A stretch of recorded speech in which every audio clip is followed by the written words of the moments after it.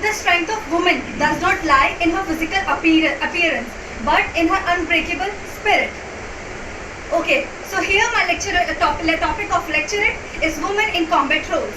The inclusion of women has been a transformative step in combat roles in the world's military history.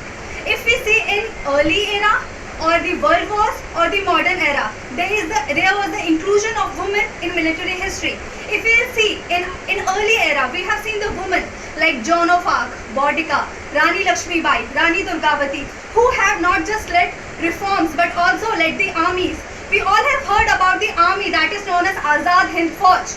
There in this army, the women have not only included in the medical or logistic support, but they have also been included in the combat support also. So there was a battalion named as Rani of Jhansi, which was led by Captain Lakshmi Swaminathan, which also says the inclusion of women has not been just today yet. It has been started since a very long time, since 1940s. Then if we see world wars, we have seen women, Russian women, Soviet Union women in the sniper role as well as in the pilot roles. If we see the modern era, the countries like Israel, US, UK have inducted women in armed forces and in combat roles already.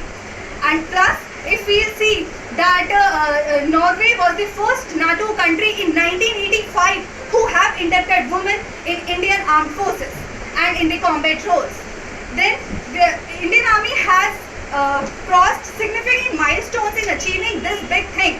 It has started since 1992 when there was induction of Short Service Commission women for non-combat roles.